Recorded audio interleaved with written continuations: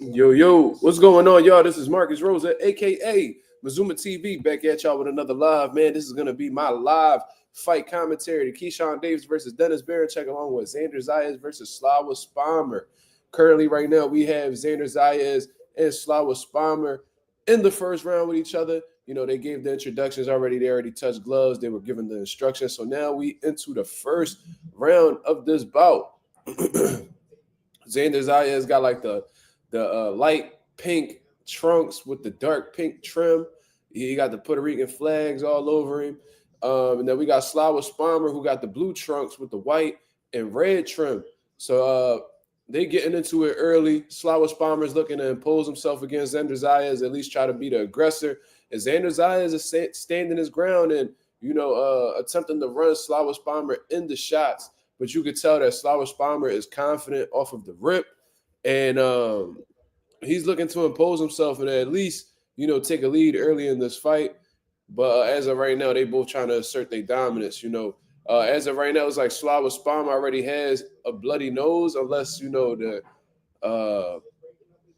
You could definitely tell that Slawa Spomer is already bleeding from the nose because he's touching it, and it's something that's definitely bothering him. Xander Zayas is walking to him with his combination punches. And Xander Zayas has always done a great job. He's developed well as a fighter. I'm going to give Top Rank a lot of credit for that. And, he's, went from 40 to 47 to 54. And he's a big 54, man. So this kid is young. I believe he's 22 years of age, and he's growing. And he's fitting into 154 really well. He's a solid contender at this point. And he's looking to make a name for himself against this undefeated fighter in Slawa Spomer. So as of right now, nobody's really landing like any big shots just yet. Xander Zayas is trying to close the gap with his jab, and Slawa Spomer is, probing with his lead hand, trying to confuse Xander Zayas, try to find some type of opening so he can land his big shot. Xander Zayas has landed a great left hook, and Xander Zayas is letting his hands go, slipping and countering into the body. It's not nothing necessarily really flashy about Xander Zayas in reality. He's just fundamentally sound, and he's a pretty solid counter puncher as well. He likes to lead, he likes to counter off of his head movement, and he counters to the head and the body pretty well. So I'm gonna give him credit for that. And on top of that, like I said, Xander's not the flashiest. That was the end of the first round, but like I said, he's pretty consistent. He goes to the head, he goes to the body. You know what I'm saying? And he puts his combinations together pretty well. So that was a pretty competitive back and forth first round. I'm gonna give that to Xander Zayas because I thought he landed the more effective punches. But Slawa Spomer, he seems to be game so far. Shout out to everybody that's in the building, man. If y'all can hit the like button and get the algorithm on the up so that people know that Mazuma TV is live, that'd be very much appreciated. Shout out to Coffee Plant. He said Mark brother about the fight. That's funny. Lorenzo, what up, baby? We got Coffee Plant and Lorenzo in the comments, man. Salute. I don't expect much people to be on the live while I'm doing the live fight commentary. They all going to come rolling in, after these fights are over. Ooh, that was a good head body shot. Xander Zayas slipped over to his left, shot the left hook to the body, and brought it up to the head. Very, very crafty move. Now we at the start of the second round, and Slawa Spomer, he's attempting to be the aggressor, but as of right now, Xander Zayas is just, outworking him at this point. What could Slawa Spomer do? Slawa Spomer is gonna have to, because it looks like Xander Zayas is doing a great job of counter punching Slawa Spomer. So in all honesty, I would like to see Slawa Spomer at least try to throw some type of face, see what Xander Zayas is attempting to counter with, and find the offensive creativity within himself to counter his counter. You feel what I'm saying? Easier said than done, obviously. Xander Zayas rarely throws single shots. He punches in combinations, 2, 3s, 4s, most of the time. So it's pretty hard to counter him. Like what he just did right now, he just slipped and countered with 3 punches. But that's what he should be looking to do. He should be trying to find out exactly what see if there's a pattern. Xander Zayas got clipped with a good right hand. Xander stood up to it pretty well. And I seen earlier today that Xander Zayas rehydrated.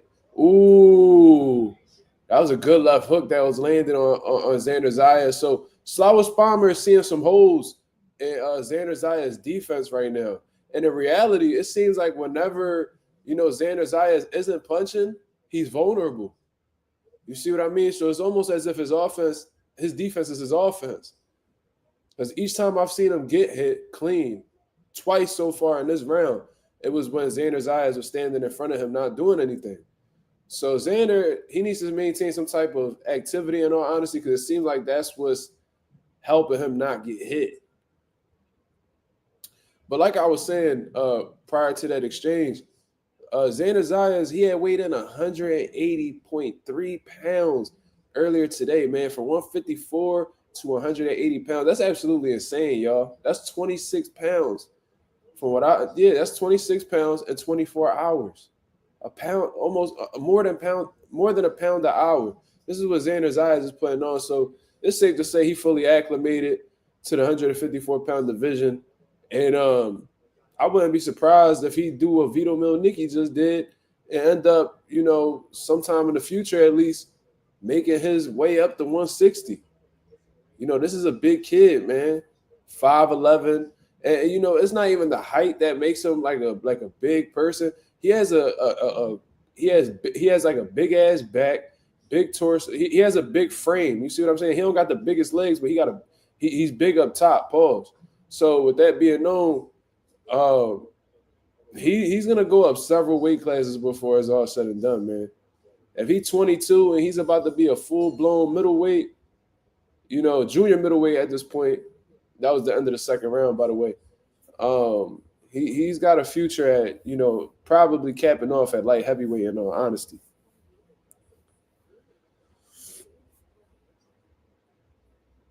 Xander definitely got to be careful because there's some 50-50 exchanges they getting into, and Spomer's looking like he got some steam on them punches. So he definitely got to be on alert. You feel what I mean? To actually see the shots that's coming. You don't want to get hit with a shot he don't see. You know what I'm saying? But good 2 rounds for Xander Zayas, man. But Slawa, he seems pretty confident in his abilities. He feels like he's game. And when you have the mentality of an undefeated fighter, in all honesty, it takes a lot for them to, at least, in their mind, come to grips with losing. You see what I mean? So, of course, he's going to be confident until Xander does what he needs to do to, break his will. You feel what I mean?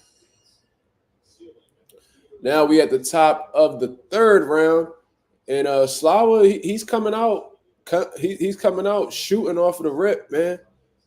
So I like what Slawa's doing. These are the type of fights that Xander needs, especially if he's calling out guys like Virgil Ortiz and I've even heard him talk about wanting to fight Sebastian Fundora. These are the type of fights he needs that's going to help build his character in the ring.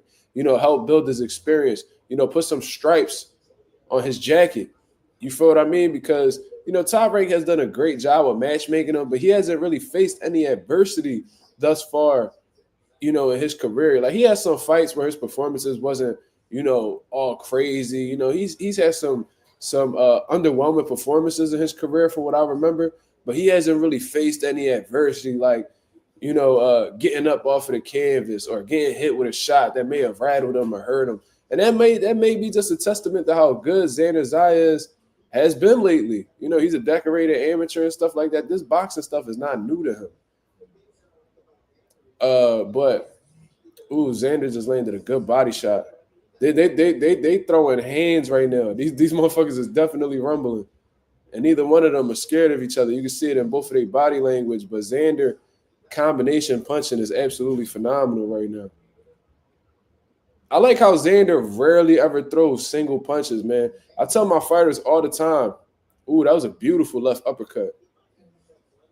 He's slipping and countering to the body, and Slawa does not like that. Slawa's body language changed a little bit. He claimed that be a low blow, but that didn't look very low to me.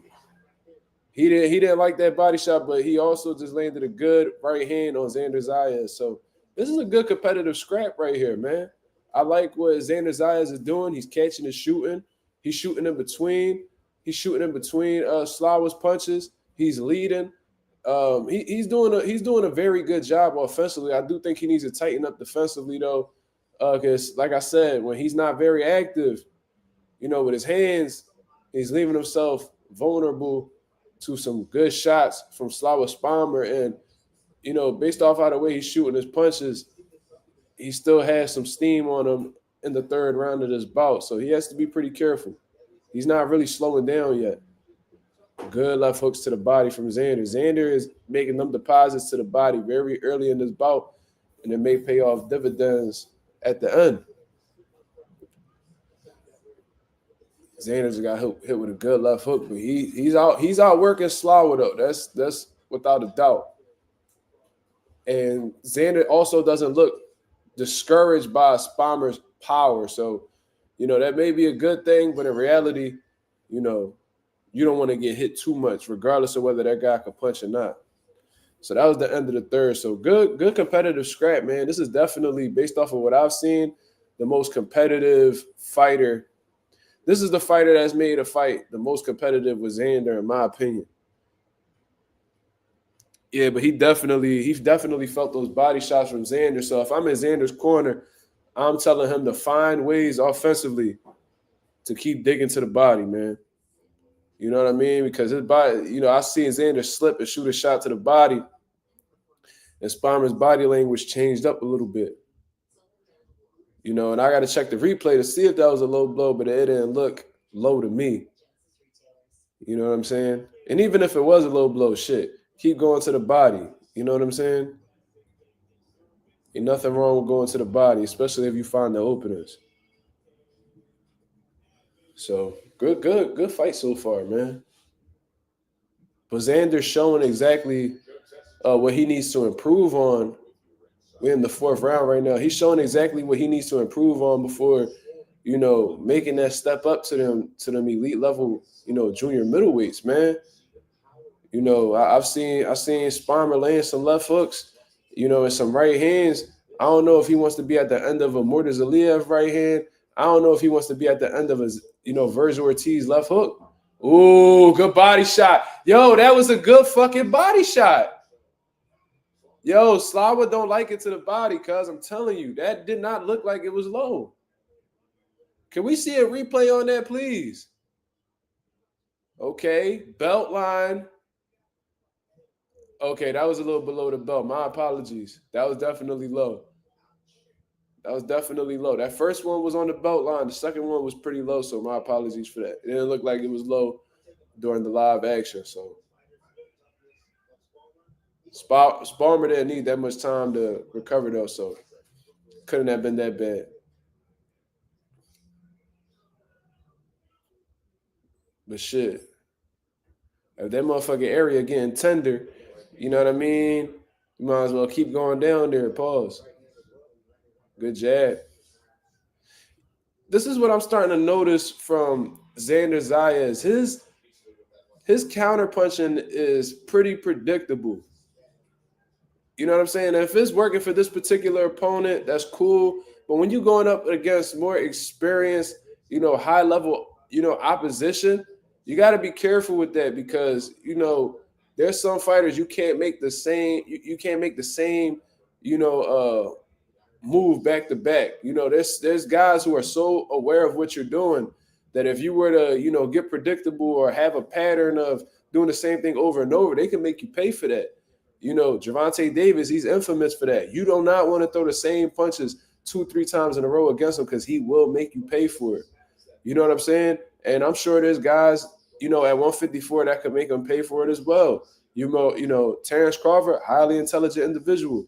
You can't make the same mistake against him multiple times and think you're going to get something off or think you're going to get away with it. So, I'm looking at this fight with Xander Zayas right now, and I'm trying to see exactly how he fits amongst the elite guys in the division. Beautiful body shot. Yo, Slawa does not like it to the body, y'all. He does not like it to the body. Ooh, he's getting rattled. Xander feels the urgency. He definitely feels the urgency. He beating up on Slawa right now. Still letting them hands go. He's overwhelming Slawa at this point. Beautiful body attack. Yeah, his face is all red. He's swelling up. And Xander is punishing him. Xander is punishing him to the head and the body. Great offensive creativity from Xander. Xander needs to continue going to the body. Beautiful left hook up top. And, Slawa's trying to fight this man off. He's not mentally out of it yet. Ooh, Xander got buckled. Xander got buckled. He got hurt with a left hook. I think that was a left hook that just buckled Xander. See, this is why you can't get overly confident when you in there with certain level of competition. I told you guys that Slawa Spomer, right before that happened, that he was not losing confidence, that he was still in the fight mentally. And before that bell rung, within the last 10 seconds of that round, Xander got wobbled. I don't remember if it was a left hook. I believe it was a lead. It was his lead hand that he hit Xander with right on the chin, and Xander did a little dance. You see what I'm saying? This is exactly why you need to be calculated with your offense, and you have to be aware of what's coming back at you, man. These guys are 154-pounders. These are big dudes that could crack, and they're wearing 10-ounce gloves, y'all. I don't know if y'all understand the importance of that, but I'll give you an example. Let me see. How many ounces are these right here? These are about how many ounces is these gloves right here?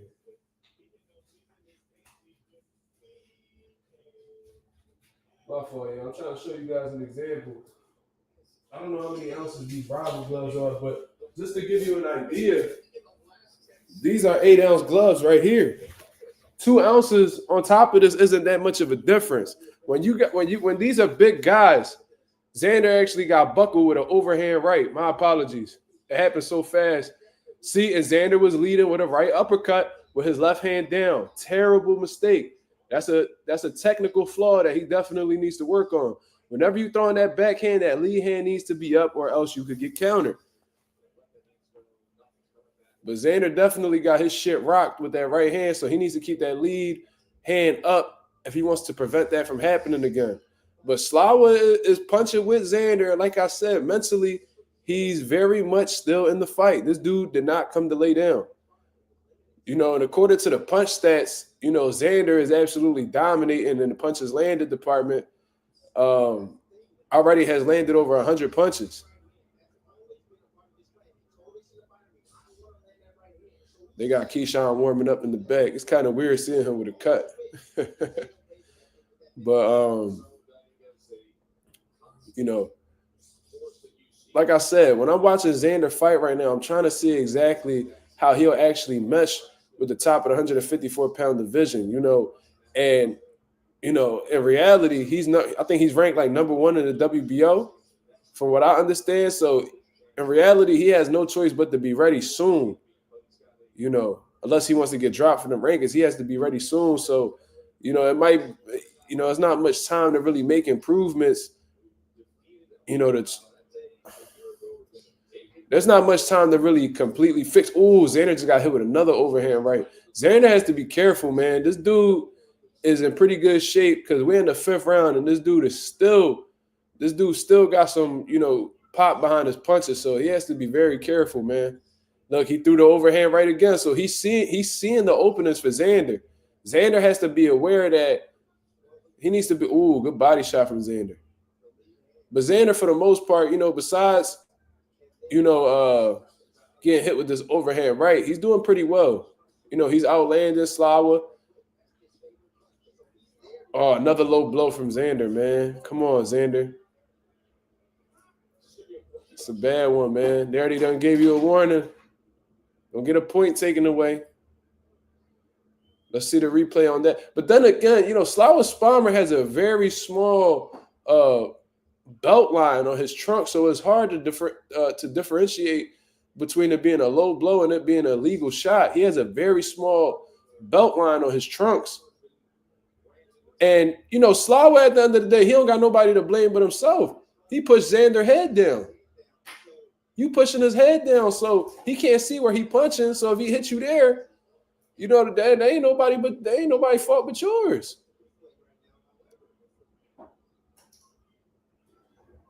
You pushing somebody's head down, they can't see, and then you upset because you getting hit with a low blow. That's your fault.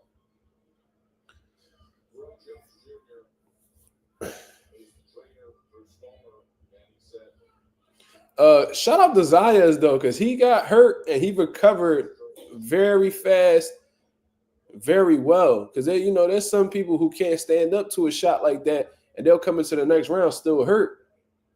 Xander stood up to that pretty well, man. So I give credit to Xander for that, but he has to not take too many more of those.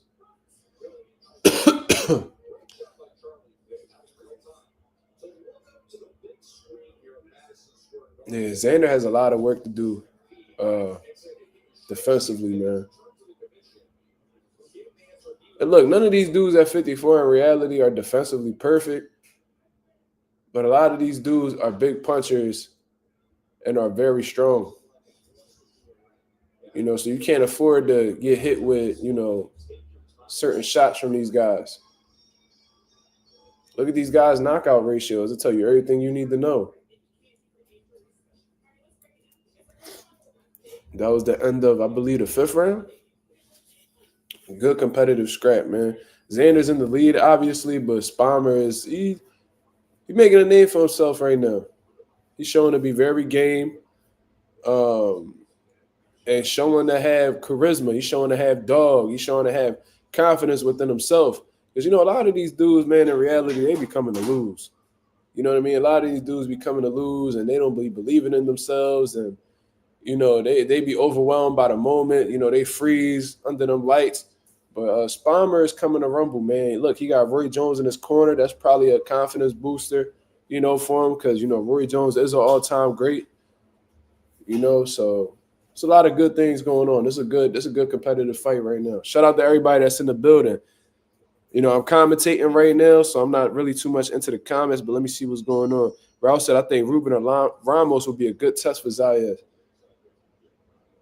I think both of those guys are a tough task for Xander Zayas at this point. I ain't even gonna lie to you.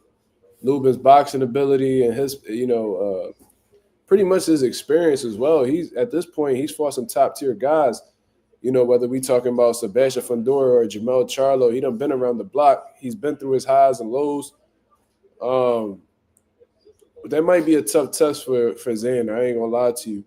And I think Lubin and Xander, they both they both train out of Florida. So they may know each other. You know what I mean? Like Erickson Lubin be around Adrian Broner. Xander Zayas has sparred Adrian Broner before. So, they might have some rounds in. You know what I mean? They might both know what each other is capable of.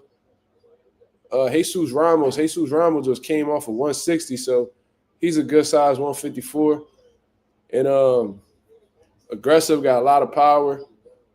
He might be a little bit too much for Xander right now, man. I don't know. But Xander, he's doing okay. Look, another low blow.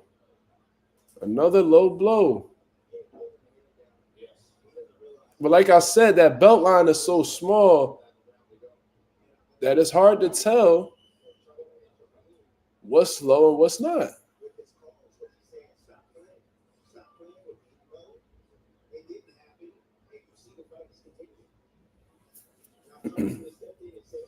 But I'll tell you what, regardless of whether, he's faces low blows and stuff like that, Spomer does not like body shots at all.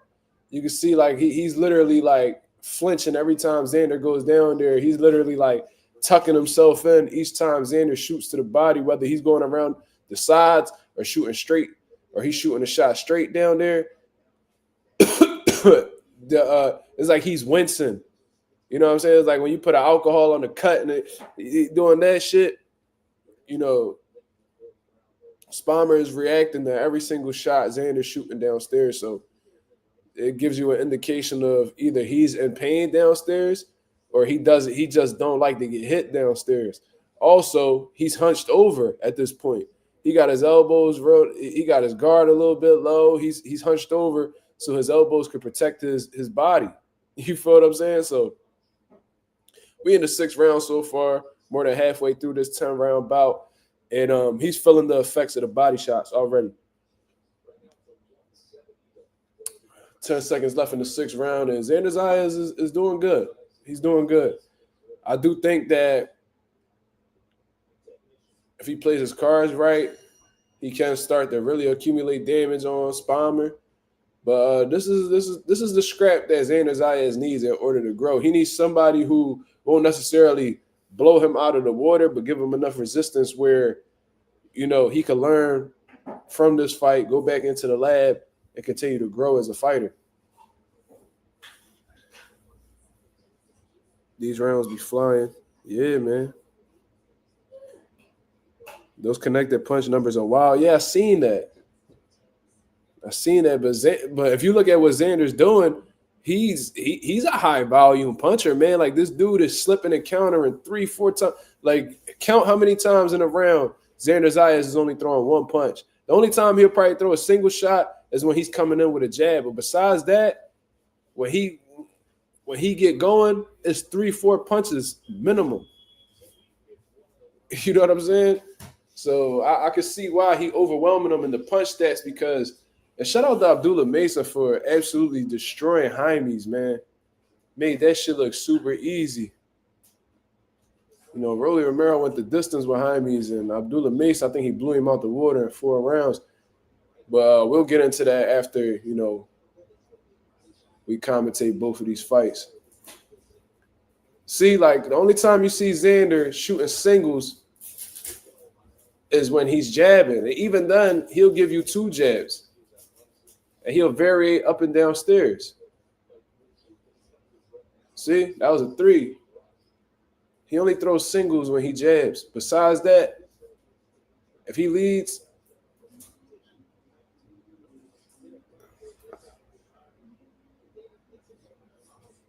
Xander's in pretty good shape, man. I'll tell you that. Still looks strong. Energy's still there. He's 7 rounds in.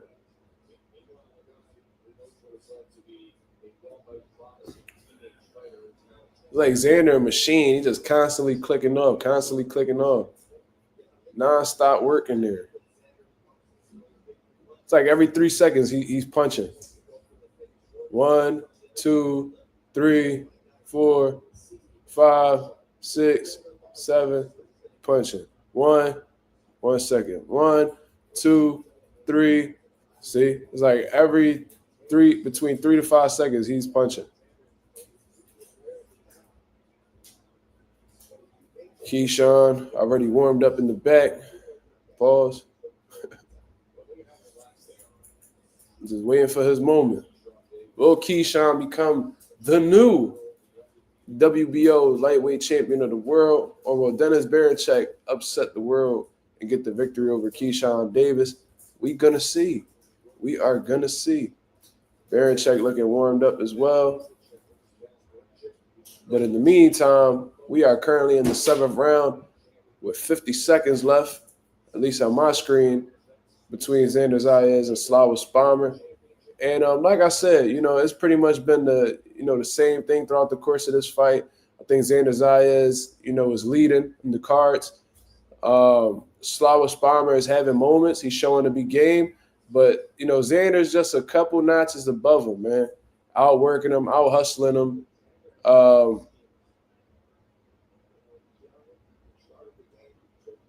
Trying to hear exactly what Tim Bradley's saying about Xander. But it's doing pretty well. Ooh, beautiful uppercut. Spomer's durable too, because he's gotten hit with some really good shots, and he stood up to him pretty well. He's not. It don't really look like he's being affected too much by the head shots, but the body, like I said, the body is killing him. Is Denny's the underdog in this fight? Yes. I seen on the scale when Keyshawn weighed in, he was like a 7-1 favorite. So them what you call them guys? Them odds makers, they're pretty confident in Xander coming out with the Keyshawn coming out with the victory. Shout out to the 14 people that's in the building. Y'all hit the likes. Let's get the algorithm on the up. Let's show up on these people's home pages. Let's introduce Mazuma TV to the world. Let's get it popping. Everything all right? You tired? I ain't gonna lie, I'm tired too. We got work to do. Huh? Yeah.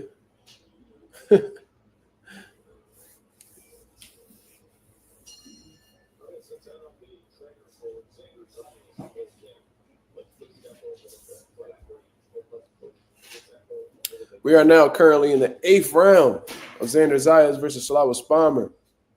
And Xander Zayas, man, I got to give him credit, man.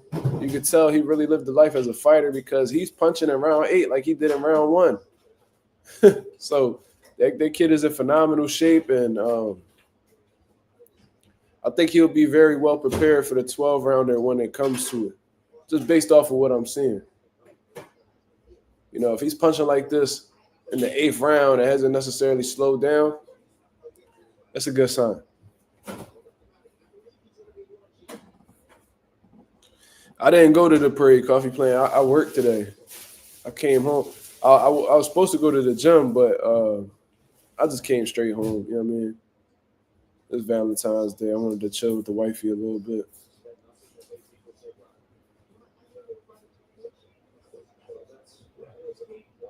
But no, I did not go to the parade.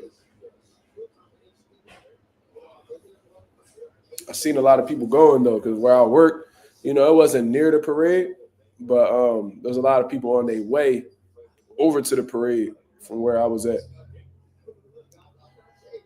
Then I seen a lot of people going home after the fact. So, but that was a hell of a parade from what I saw.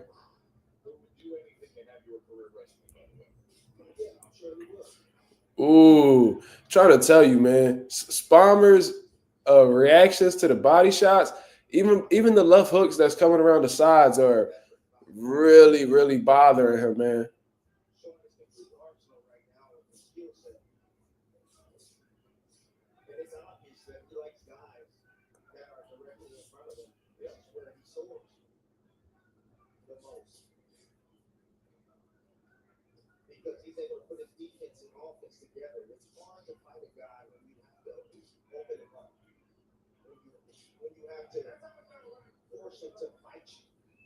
Yeah, Xander is punishing this dude for the most part, if we being honest. And it seems like Spomer is starting to break down just a little bit. He's definitely breaking down. Them body shots are killing him, bro. I'm trying to tell you guys. I know I'm saying it a lot, but the body language, the body don't lie, man. The body don't lie, and the reactions don't lie neither. I think it's gonna be a matter of time before Xander sits this dude down. He's literally putting his elbows down by his ribs and completely abandoning his defense up top. Like, that's how much of an effect these body shots are having. Like, he'd rather get punched in his shit than get hit to the body. I think that was the end of the 8th. Wait, was that the 8th? I think that was the end of the 8th. We coming into the top of the 9th now. Great fight. Great fight. But like I said, these 8-ounce gloves right here, y'all, this is what professionals wear 147 and down, bro. These big-ass motherfuckers be wearing these gloves and put wraps underneath this and punch each other in the face. Shit is no joke, y'all. 8 ounces is not much bigger than this, I'm telling you. They could easily put the 2 ounces right at the wrist portion and keep this shit the same, and it's a legal 10-ounce glove. You know what I mean? Shout out to Omar Rosario for the autograph, by the way. Good fighter. He signed it. He signed it for me. Marcus Rosa, Pivot Boxing Academy. He spelled our gym name wrong. He needed another T, but you know, it is what it is. I ain't tripping. Shout out to Omar Rosario, solid fighter out of Puerto Rico that I'm a fan of.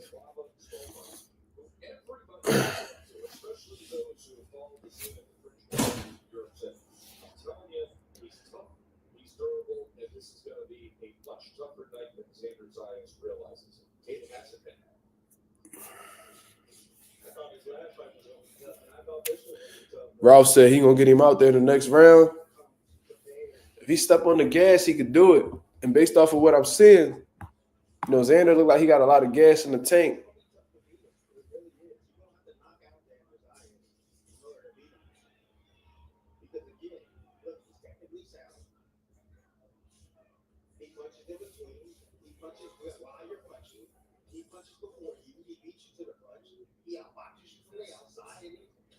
Woo. Yeah, the energy levels are totally opposite between Spomer and Zayas right now, man. Zayas look like he got a full tank. This motherfucker got a Toyota Corolla gas tank, cuz that motherfucker don't never run out of gas. And Spomer look like he getting overwhelmed right now. He's breaking down. You can tell he got a strong mentality though, because mentally he still look like he in it, but physically, you can't help but notice that he's breaking down. Y'all know about them Toyota Corolla gas tanks, huh? Ooh, bad body shot. I told you. Nasty left hook to the body. He can't take them body shots no more, man. It's been 9 straight rounds of body shots, man. He cannot take them shots. Ooh-wee. Ooh, the referee look like he about to jump in. Oh, the referee stops the fight. Wow. Ralph was correct. Shout out to Ralph. He called it. But, that him getting hurt to the body, man, that was the beginning of the end. Xander started putting them punches together. The dude wasn't firing back to get the ref to fall back, so the ref stopped it. Was it the best stoppage? I'm not going to necessarily say that, but if the dude's punching on you and he's making you fold to the body and you visibly showing that you're in pain and you're not defending yourself offensively, you giving the ref no choice but to make a decision. And that decision most likely is going to be to call off the contest. But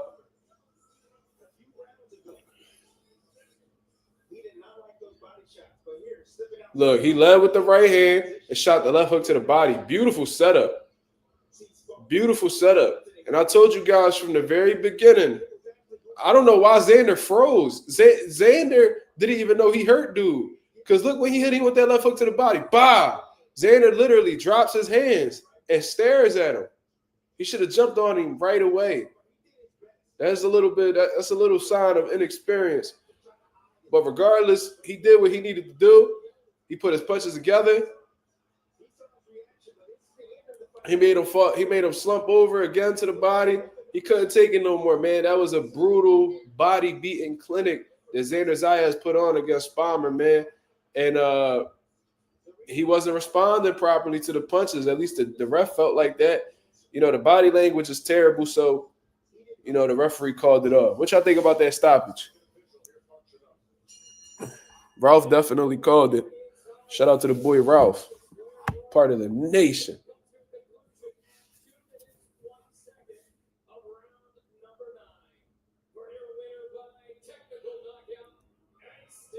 Congratulations.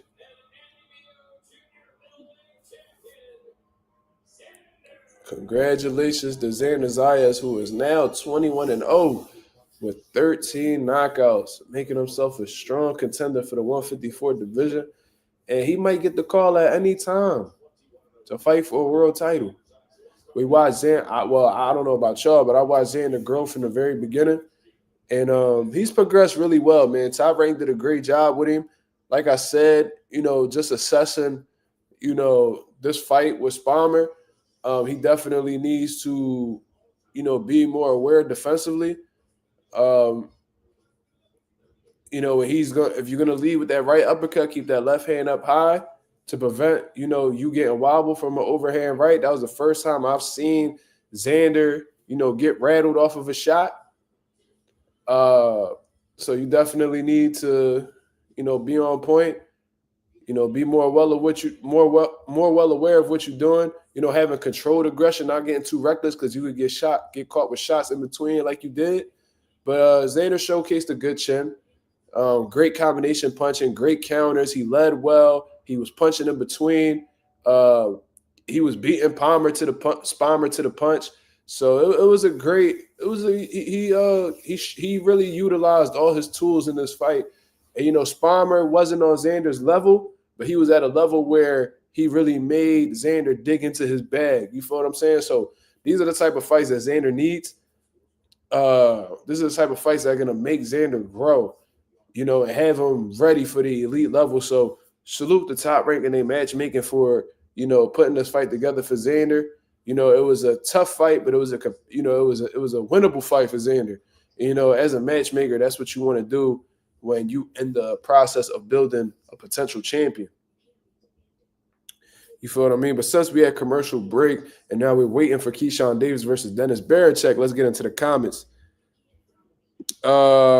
Wasn't a good or a bad stoppage, is in between. Yeah, like I said, it wasn't the best stoppage, but I understand why they stopped it. You feel what I mean? The dude's body language to the body shots was horrible. You know what I'm saying? And there was times where Xander is, he's throwing 8, 9, 10 punch combinations, and you're not responding offensively. So you put in the referee in a tough position where is he gonna jump in to save it, or is he gonna allow you to continue getting brutalized?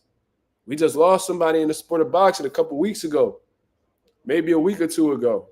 You know what I mean? These are things that are on referees' mind, I'm sure. They don't want to be responsible for somebody possibly losing their life. And I know this may sound a little dramatic, but this does happen. You feel what I mean? So he gave him no other choice. You know what I'm saying? Salute Mazuma TV. Wake your ass up, sir. Shout out to Shy Rider, West Side. I'm definitely tired, but I'm here. You ain't got to worry about me falling asleep on the live. We good. You know what I mean? Boxing Knowledge say, y'all seen that Juan Lopez Jr. knockout? That shit was crazy. Yeah, he pulled counter with an uppercut. The dude was looking directly at the floor. He didn't see the shot. He went to sleep. He was awake, but, his body was stiffened up. He couldn't respond. He couldn't get up. It was one of those shots where, like, I'm sure he didn't know what happened.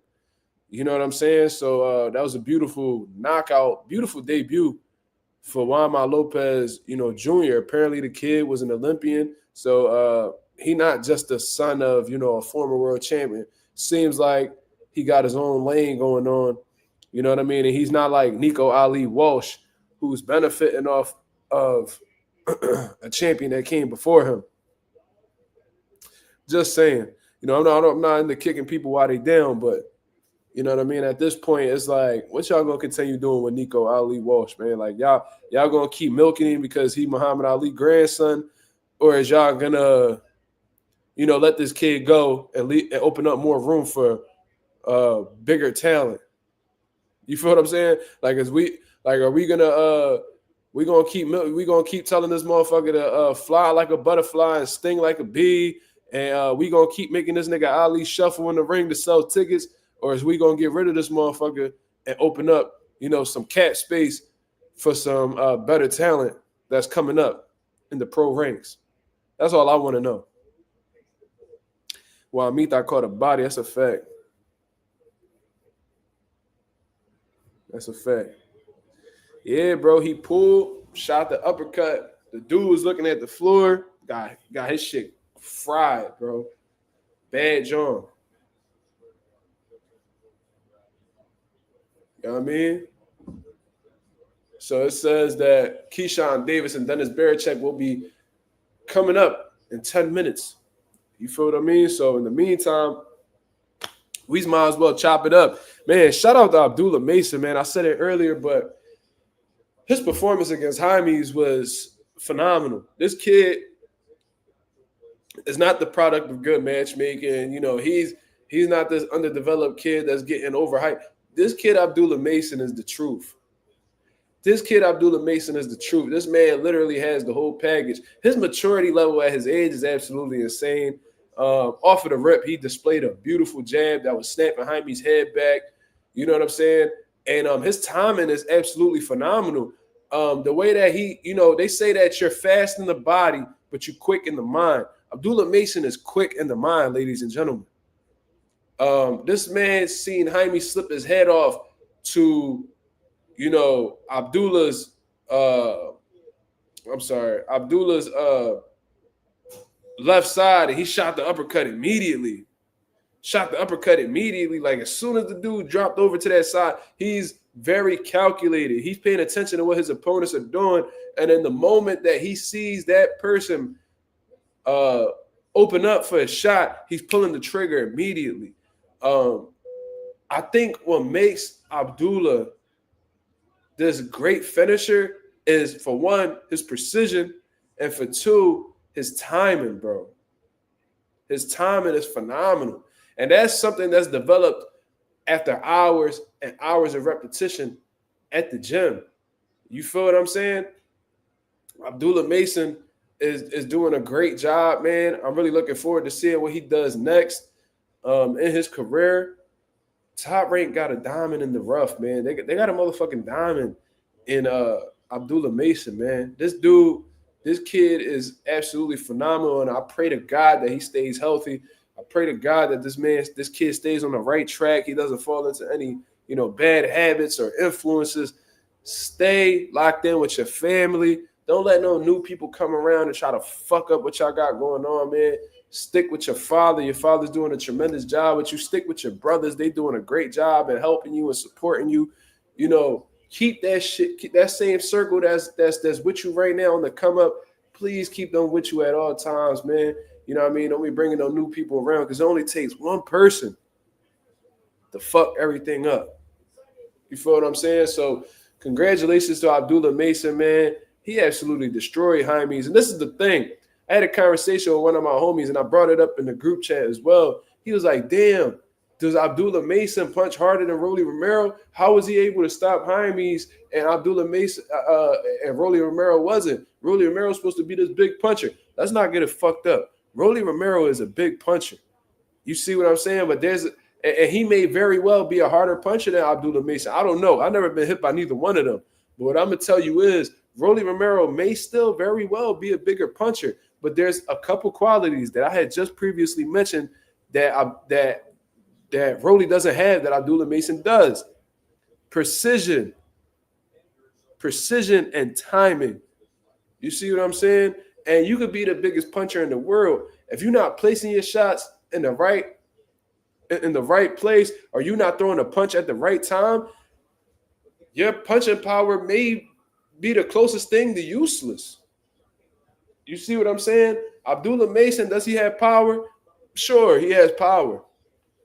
But what makes his power so devastating is the two other qualities that come along with it: his timing and his precision. Now, I'm not saying Rolly don't got no precision or no timing, but it's just not to the level of an Abdullah Mason. And I think that was the biggest factor in why Abdullah Mason was able to stop Jaime's and Rolly wasn't. Because Rolly, he just throwing them bitches with bad intentions, trying to hurt you. Abdullah Mason is extremely calculated, watching your every move and making you pay for each mistake that you put out there. You feel what I'm saying? So they both got a way about, knocking their opponents out, but they do it in different ways. And it just so happens that Abdullah Mason is, I'm not going to say like the superior finisher or anything like that, because Rolly got a good amount of finishes as well, but he has stronger qualities in terms of being able to finish an opponent or, break down an opponent that'll make him be able to finish guys relatively easier than Rolly does. I hope y'all guys understand that. You feel what I'm saying?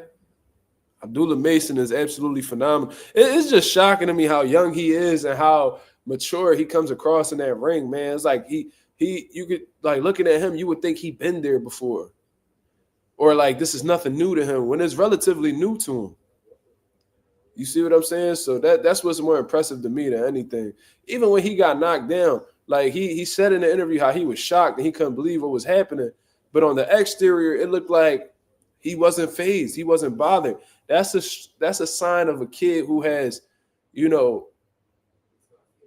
like an advanced mental. Like his mental fortitude is, advanced.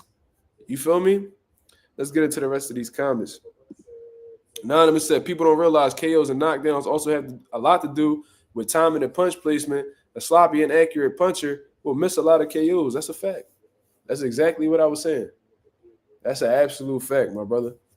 Like I said, you can have all the power in the world, but if you're not punching in the correct area, or if you're not throwing a punch at the right time, your power could be the closest thing to useless. I know a lot of motherfuckers that could punch, but in the pros, their knockout ratio is shitty. Why is that? Why is that? Because it could be more reasons outside of this, but they probably don't really sit in the gym and really lock in on how to place their punches, and they don't necessarily ever really work on their time, and they just punching bags and punching people. You see what I mean? They're not working on particular things, so it translates to them, not getting the knockouts that they're supposed to get. No, Berlanga got a good knockout ratio. Berlanga got a good knockout ratio, bro. I don't think that's Berlanga's issue. I think Berlanga's issue was, his matchmaking. I think his matchmaking hurt him.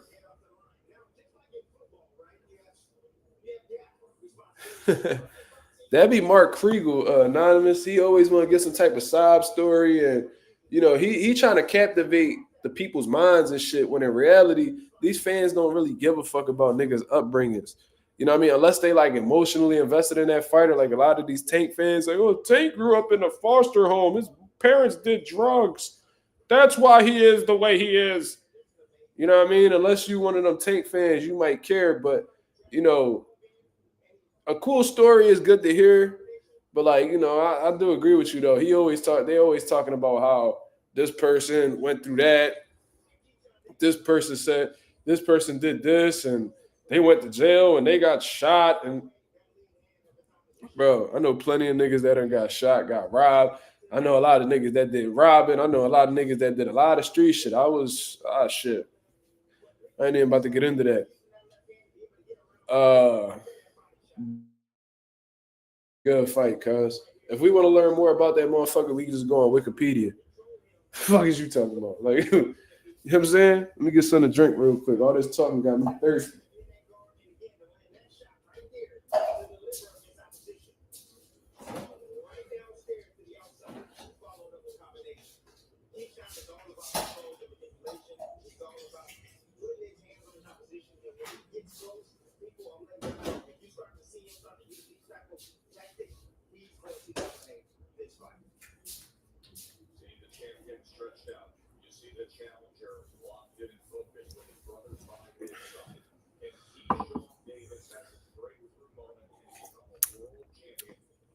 Yeah, Ralph, the 15 first round knockouts hurt Berlanga development. Yeah, he ain't learned shit. So this fight about to kick up, y'all. Let me take this shit off, man. I had put my hoodie on because I stepped outside real quick. I ain't got nothing but a tank top underneath. I'm gonna get myself sick, and I already got some allergy shit going on. So, what's your predictions, man? As a matter of fact, I'm gonna put a poll up, and y'all gonna tell me how y'all see this fight going. Let's do it. I want to see what y'all thinking.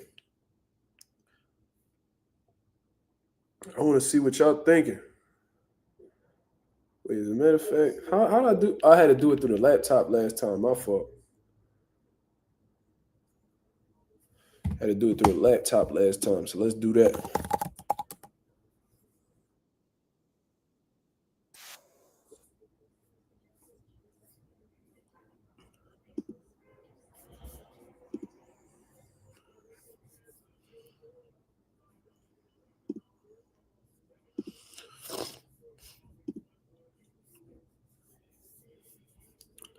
All right.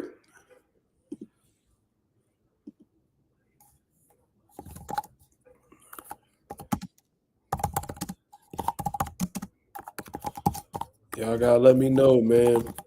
And if y'all do got a knockout going either way, what round? Y'all got it going there.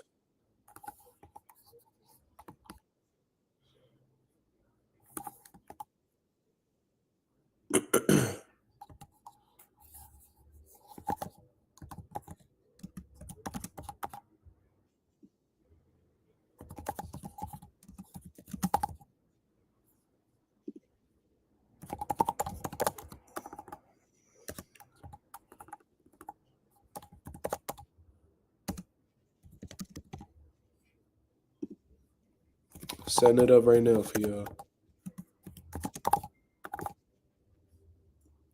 And if y'all got a different outcome, just let me know what it is.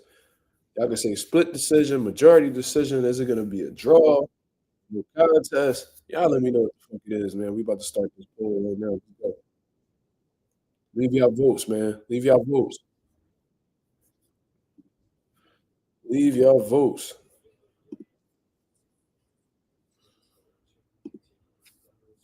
Leave y'all votes. Hey, Marissa, what's going on? It's okay.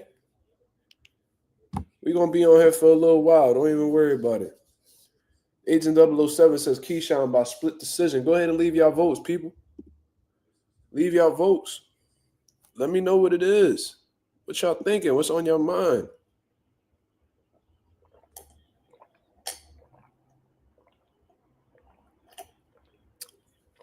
I'm going to leave the poll up for like another 10 minutes. As a matter of fact, I'm going to end the poll.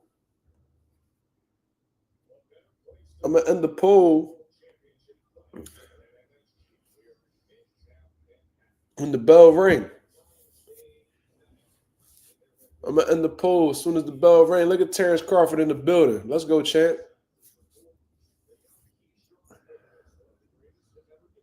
He over there with his wife. Salute, salute, salute. Or his girlfriend, whatever it is. Some kid's mother, whoever. You know what I mean? Who can that be? That is Keyshawn Davis. Keyshawn Davis making his way to the ring with Keon Davis, who just had a sensational performance on the undercard. That kid Keon Davis looked like he about to be the truth. I ain't gonna lie to you. Big motherfucker, bro. Like 6'3", fighting at 47.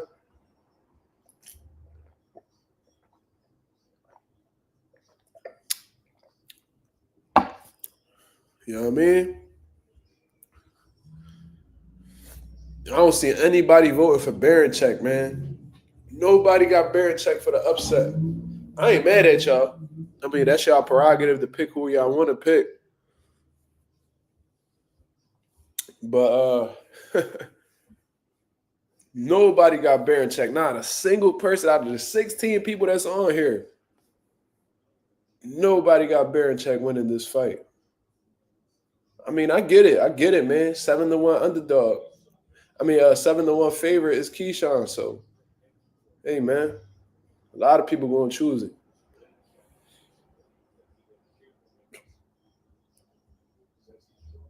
But with Keyshawn, being the challenger, he's walking in first.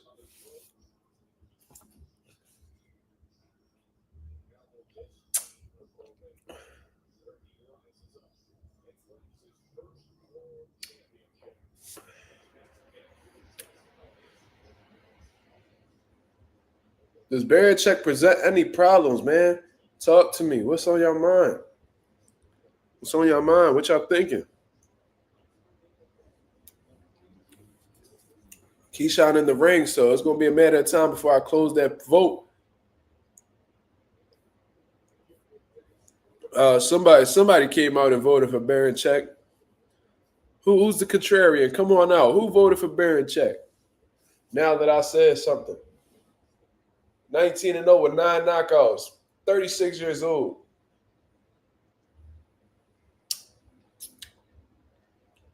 That Mucho Mango, Arizona. That shit the truth, cuz. I'm telling y'all something good.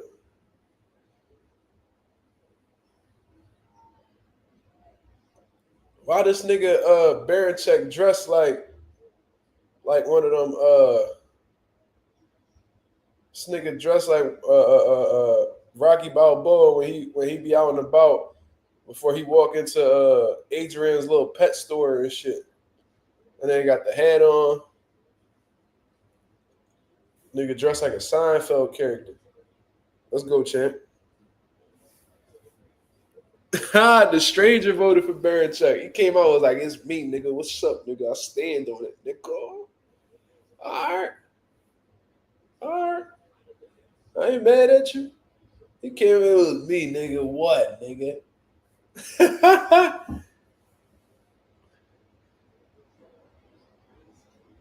I said it before, Mark. Put the poll up. Not yet.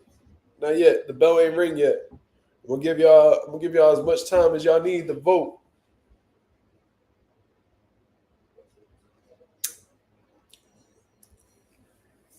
He got the Sherlock Holmes. Yeah.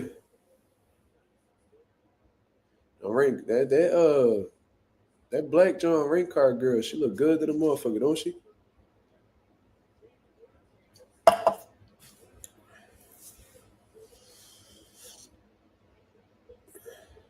Keyshawn looking real nice and relaxed.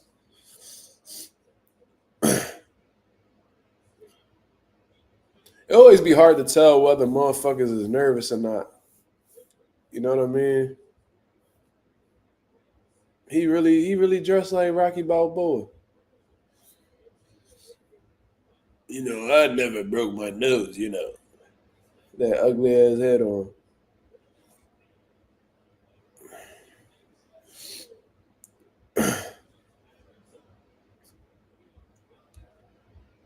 Oh shit. He said we in for the upset. This nigga is stranger. Drawing. All right, man. Fuck it. They introducing them right now, so let me end the poll. I mean, we gave y'all 6 minutes to vote. So, according to the poll, your final predictions, 50% of y'all have voted Keyshawn for the knockout.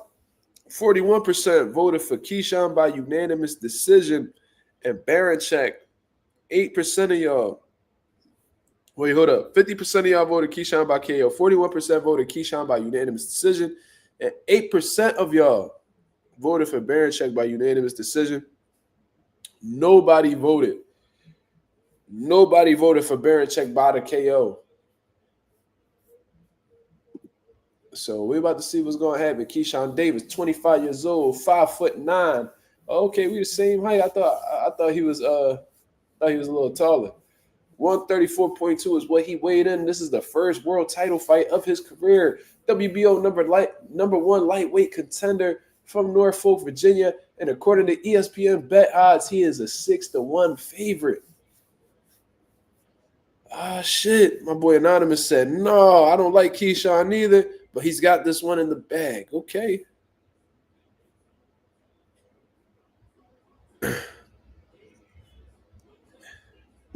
Tesla in the building. What's going on, my brother? He said Denny's has good footwork and heart. That mailed produce had Keyshawn emotional. Davis by unanimous decision. Shout out to the boy Tesla Marley. What's going on, brother? They're introducing Dennis Berinchyk right now. He laughing. He playing around 36 years old, 19-0 with 9 knockouts, 5'7", 34.6 pounds is what he weighed in at. The WBO lightweight world champion. First title defense.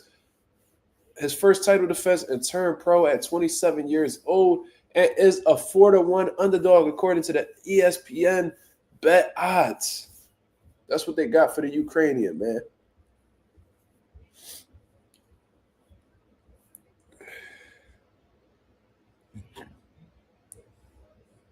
If y'all just walking in the building, if y'all just coming in the building and y'all was not a part of the vote that we had put up momentarily, please drop y'all predictions below, man.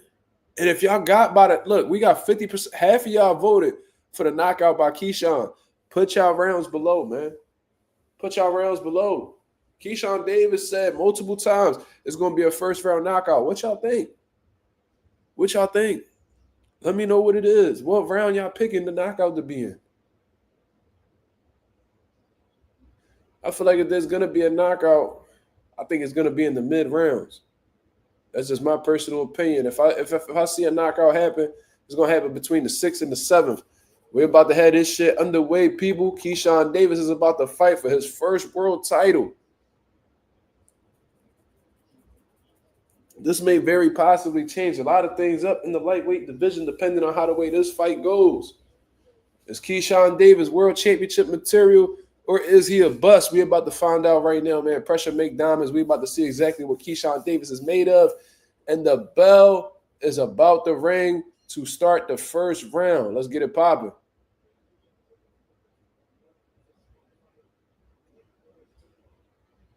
Dennis Berinchyk on his toes immediately, already showcasing a lot of energy with the in and out movement. You know, and Keyshawn Davis is staying nice and relaxed. You know, keeping his, not necessarily getting too close. You know, staying at his range, and is attempting to establish his jab. But Dennis Berinchyk is already coming out with some herky jerky movement. You know what I mean? And on his European shit, trying to make things uncomfortable for Keyshawn. With Keyshawn, as experienced as he is in the amateurs and stuff like that, I'm sure he's seen this style on multiple occasions.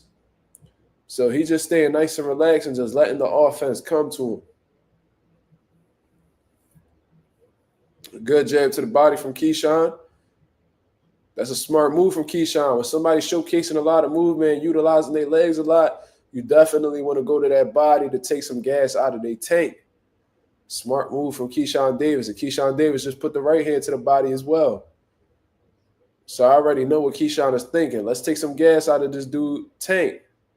Because he's doing the most right now.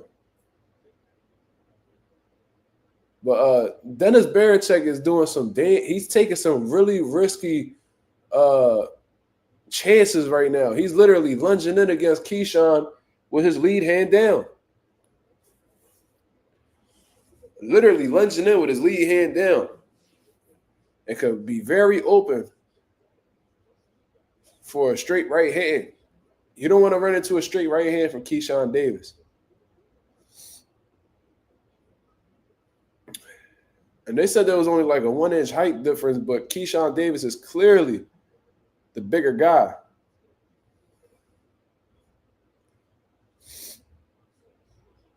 Wow, very sloppy work from Dennis Berinchyk. Very sloppy work.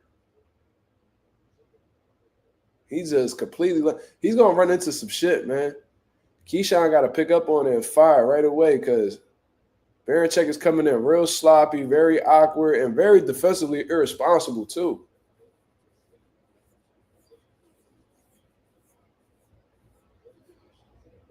Just smothering himself. I don't know if he's attempting to frustrate Keyshawn or what, but Keyshawn just need to, time this man coming in and run him into a shot.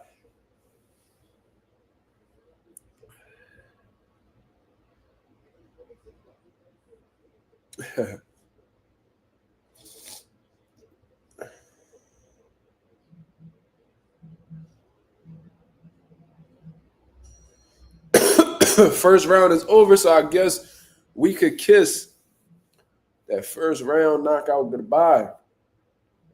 Let me go get me a tissue real quick.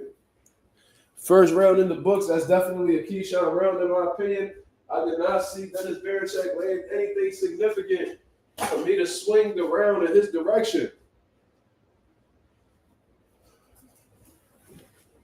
I seen Keyshawn land some good body shots. I seen him laying a good double jab up top. Besides that, it really wasn't action-packed because for the most part, Dennis Berinchyk is making it an ugly fight. He's smothering Keyshawn. He's not allowing Keyshawn to get any shots off at this point in time. He's just trying to make it like a frustrating fight for Keyshawn. Trying to tug on his, emotional strings like they did previously.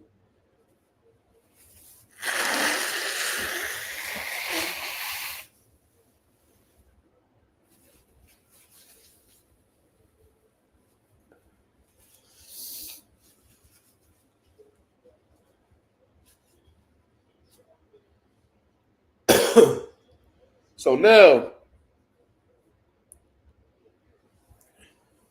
we're in the second round, and Berinchyk is switching stances. They're now coming out southpaw. Was he initially a southpaw? Because I seen him come out orthodox as well. I don't know if that'll necessarily give Keyshawn problems. He sparred Shakur on multiple occasions. He's a very sharp southpaw himself, so I don't think he'll have trouble with the southpaw angle. I think he's very familiar with that.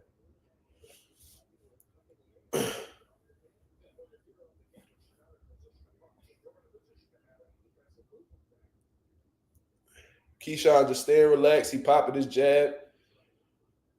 he really needs to time Berinchyk coming in because with that in and out movement that Berinchyk is doing, he could really run into a big shot. I'm telling you. But his timing is a little bit difficult.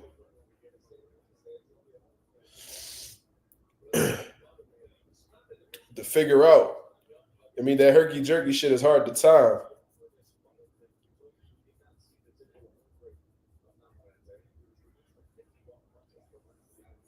Yeah, this might be an ugly fight, yo.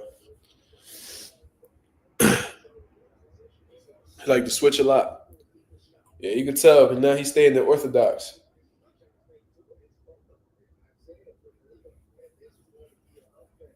Keyshawn needs to take a step back. When Berinchyk is coming in all reckless like that, you know what I mean? You need to take that step back and fire off and let him know that, coming in might be a bad idea.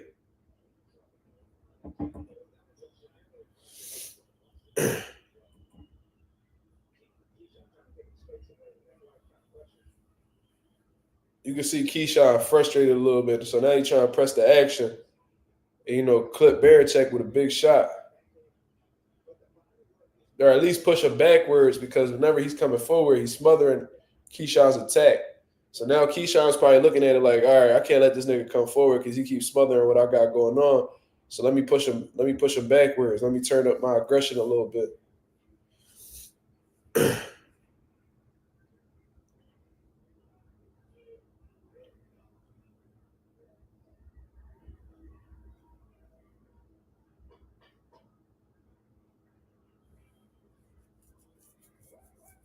Why is this becoming like this? This is like a wrestling match, bro.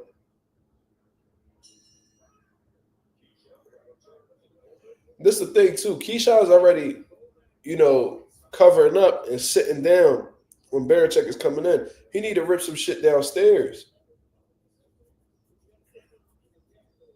Let me hear what's Bomax saying.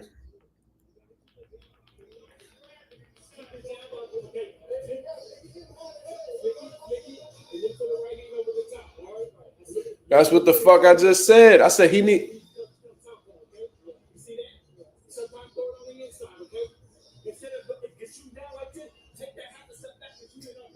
Oh my God, Bomax the city. Beautiful instructions. Beautiful instructions. Did I not just say that? I said that Keyshawn needs to take that step back while Berinchyk is attempting to run in and catch you with that right hand right over the top. I said that from the very beginning. Beautiful instructions from Bomax. That's why he's one of the best trainers in the game. 2-0 Key, I agree. I don't see Berinchyk really doing anything except, smothering his work.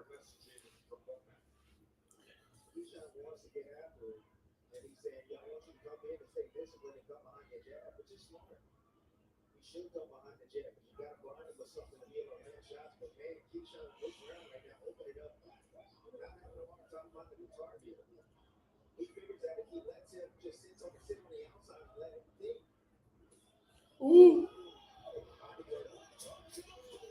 That was a body shot, but it looked like he tripped on his foot a little bit. That's a knockdown from Berinchyk. That's a knockdown.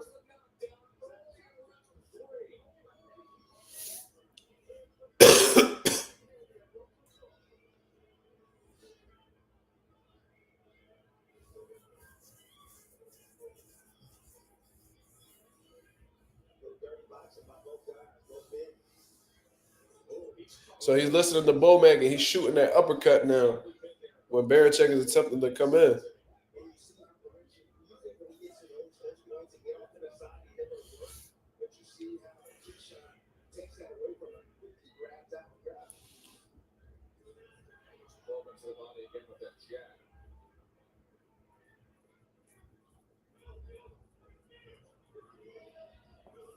Keyshawn need to pull the trigger, man. He's just letting Berinchyk punch.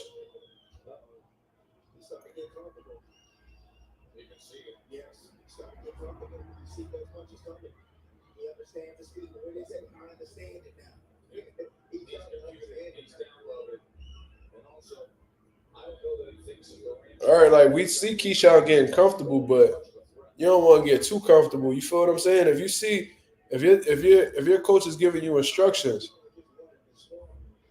to run him into the right hand or possibly the uppercut from the southpaw side,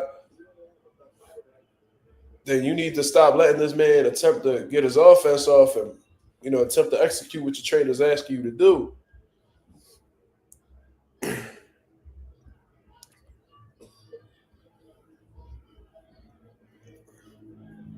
I need to see a replay of this knockdown too.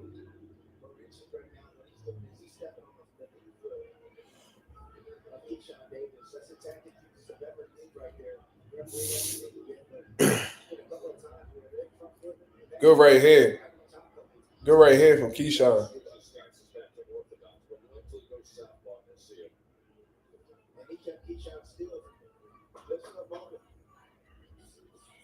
Ooh-wee.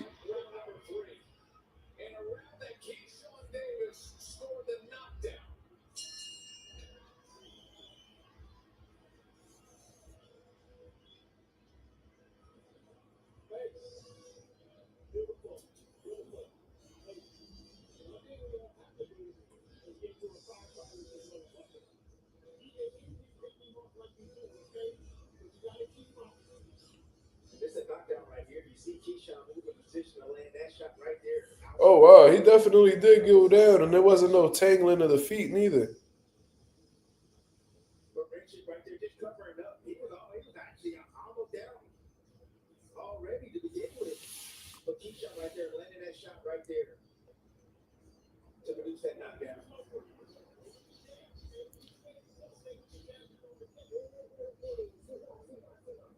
Nose of blood pouring down Dennis Berinchyk's nose.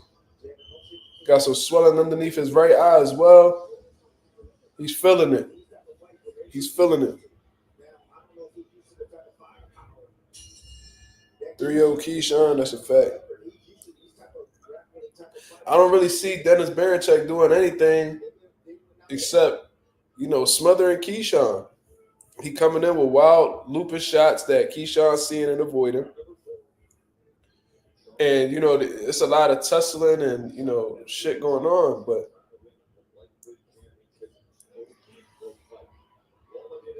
I don't really see him being effective outside of that. If this was a frustration competition, Berinchyk would be doing a phenomenal job. But this is boxing.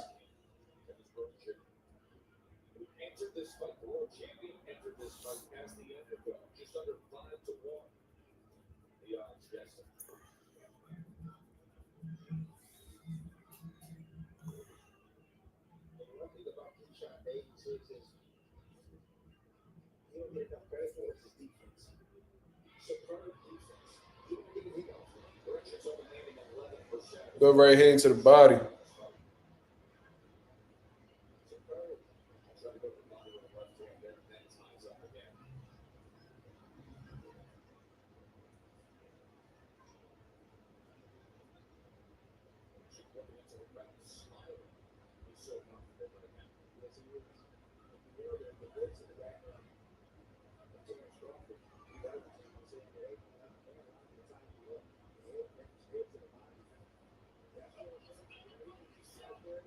Yeah, that body shot hurt Berinchyk.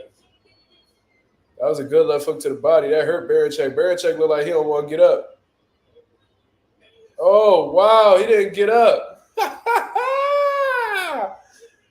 And the new WBO champion of the world, Keyshawn, the businessman Davis, stops Dennis Berinchyk with a left hook to the body. You cannot make this shit up, people. Wow. I need to see the replay on that. That was a bad angle we was watching it from, so I need to get a different perspective.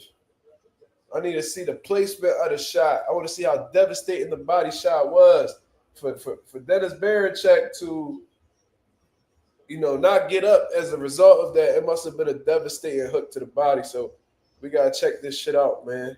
But we got a new champion in the division, y'all. Keyshawn Davis, 13-0. Is now the new WBO lightweight champion of the world, man. This definitely changes up some things in the lightweight landscape. The stranger got the shaking my head emoji. What's going on, stranger? What's on your mind? I said mid rounds, he got it done within the first 4, y'all. I said 6 to 7, he got it done in round 4. I was totally wrong. What can I say?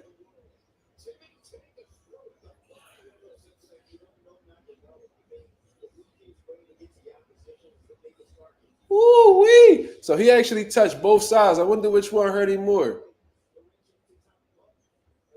So he went right hook to the body, left hook to the body. I'm gonna say the left hook to the body did the most damage because he fell over to his right side after he got hit with that left hook to the body. He fell over to the left side. Pop, pop. Woo-wee!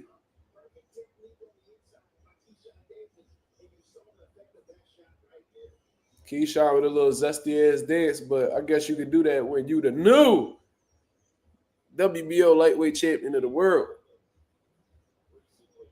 Wow. That's beautiful, man.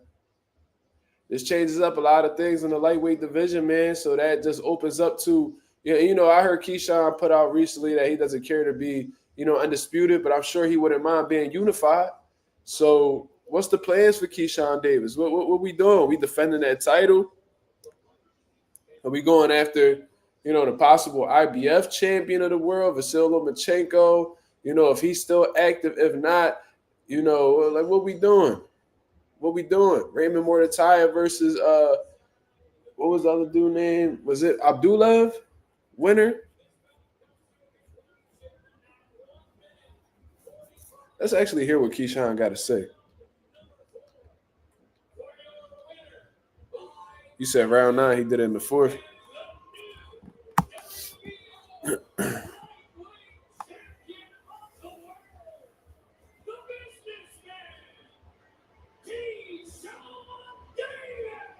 Phenomenal. Keyshawn. America's got themselves a new world champion, and his name is Keyshawn Davis. Remember, we will have the State of Boxing coming your way on the ESPN app. It's a knockout. The count to 10. We're going to hear from Keyshawn. Berinchyk he did the same shit Ryan Garcia did, yo. When the ref counted to 10, Berinchyk got right up. He ain't want no more. He quit.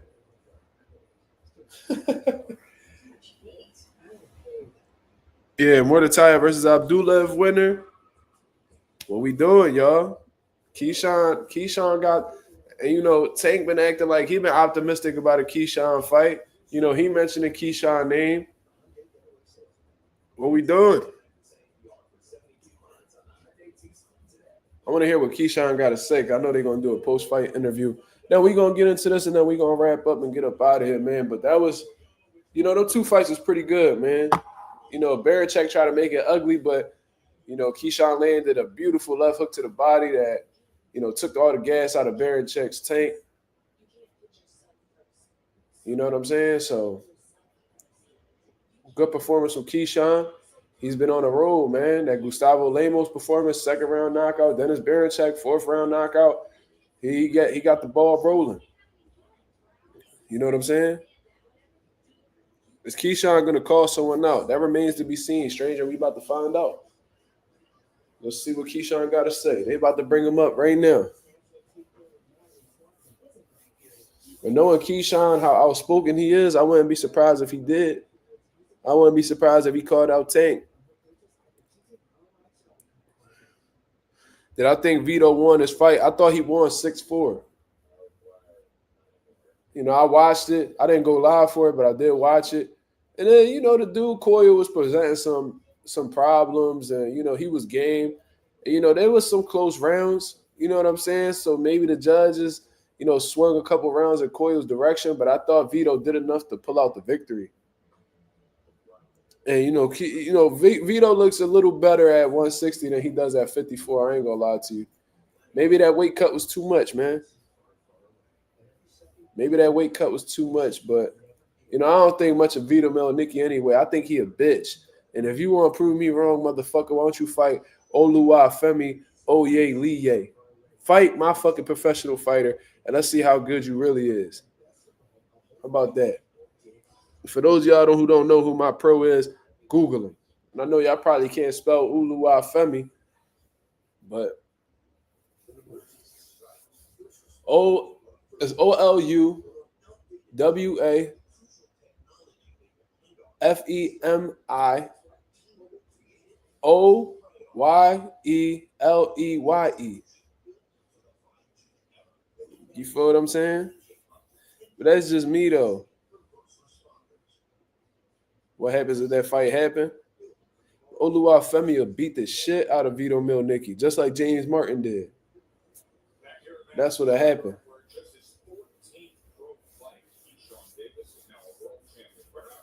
Femi way too strong for Vito. He'll break Vito the fuck up. All right, Keyshawn talking. Let's go. Man, it was an amazing feeling, man. Though right before I knocked him out, I was hearing the crowd say, "No fuck, no fuck, no fuck." I was like, "Oh no, I can't knock him out now." Boom. And right before you did something that you told us you were gonna do in the fighting meetings. You looked over to Terrence Crawford. What was that exchange like? Man, he told me, he's like, "Man, I told you it's gonna be a body shot, man." He kept telling me like double my shots up, and when I did land to the body, it was 2 shots, and the second one to put it down. We saw Keon earlier on the show. That's your blood brother. You got your other brother behind you, your older brother. But Terrence Crawford told me, man, it felt like seeing my little brother win a belt. What does that mean to you with Bomac and the entire team? Man, I've been knowing B&B for years, man. And ever since we got with these guys, great chemistry. That was a nasty left hook to the body, though, man. We Sunday nights in camp, we cook Bomac cookout. Everybody come over, we throw down, we eat, we have fun together. So Terrence is definitely family, man. All love, for sure. Walk me through the fight, though, because he was awkward early on. It was rough in there. How were you able to overcome that? Honestly, I never really had problems with like awkward fighters. The only thing that was kind of giving me a little trouble was how he kept jumping in and out. And he was a little faster than I expected. But as rounds went on, I just got more comfortable in there. And the 4th round did it to him. You said, before they put this strap on me, I want to see my son. And this is why you do it. Walk me through what becoming a father meant. Must be something going on in the crowd. How the way they all looking back there. My son was here. I had to show up for my son, man. Keyshawn Jr. Man, he was in the crowd watching me, man. I had to show up for my boy. He got his son out there. Salute. It's just mean a lot to me right now. I wish he could be in the ring with me so I could get holding him, but when he look back at this day, man, he'll be proud of his father. All week you were pulling at this belt and knew it was going to be yours. What does it feel to actually have it be yours? You earned it. Hey, yo, North Virginia, y'all got a world champion out here. I'm coming to the crib. And we gonna get lit again.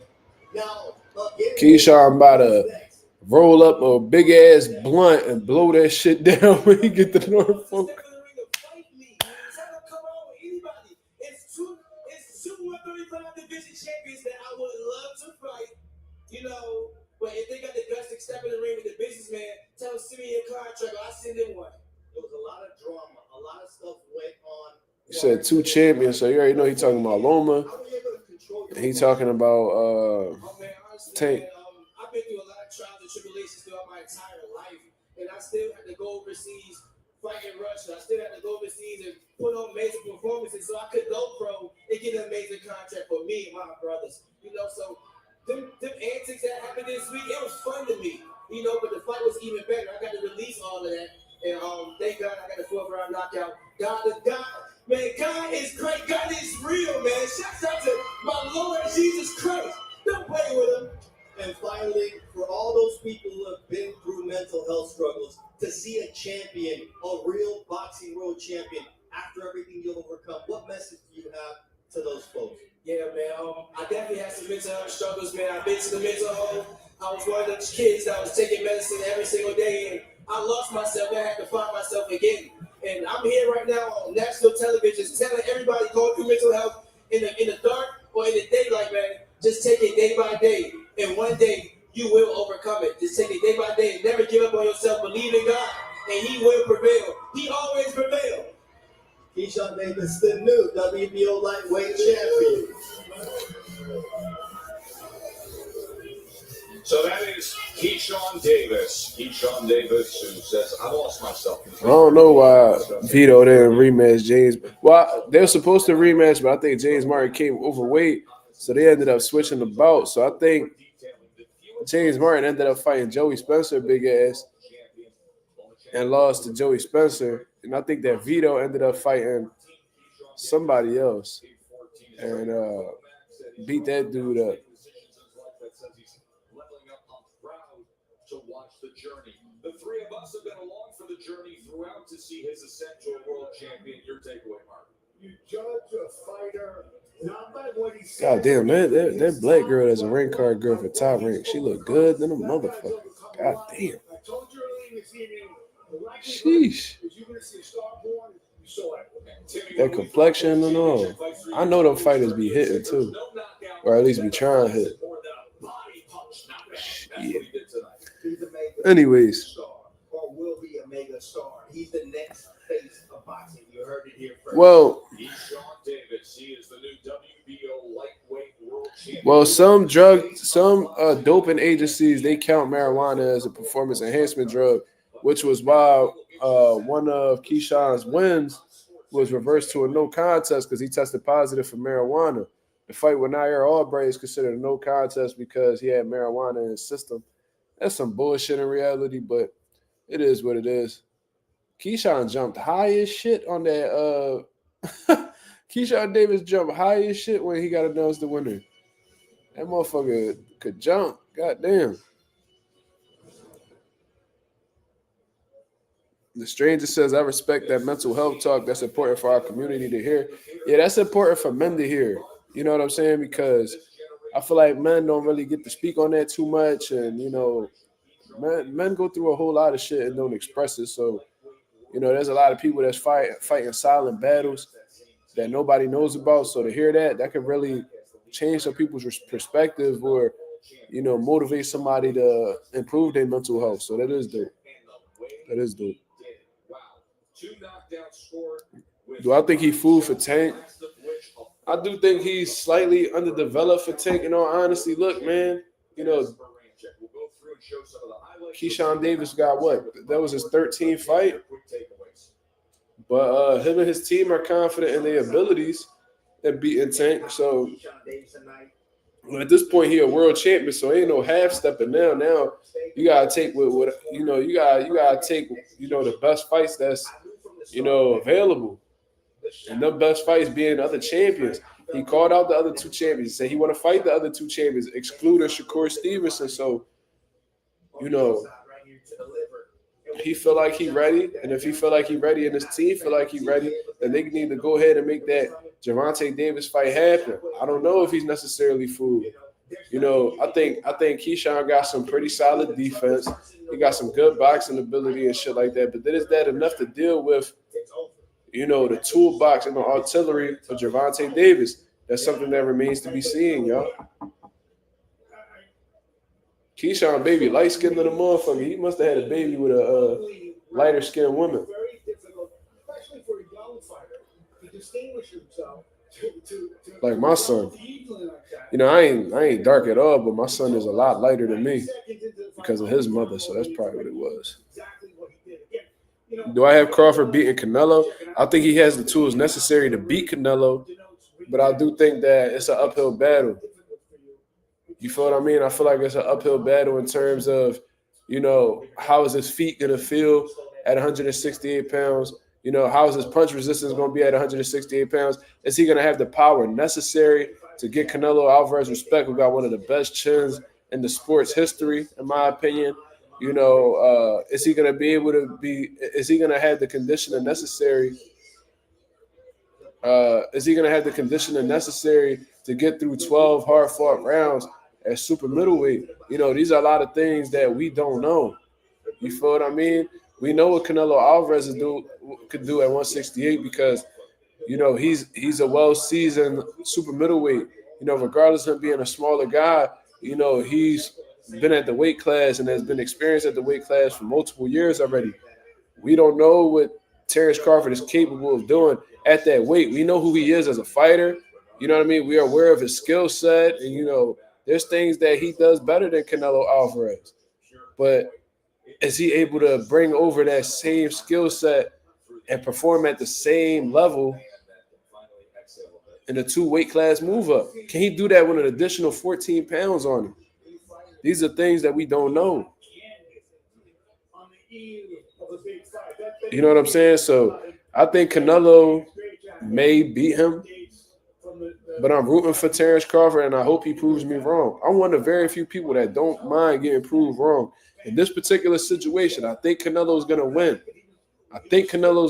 But I hope to God that Terrence Crawford proves me wrong and fucks Canelo up.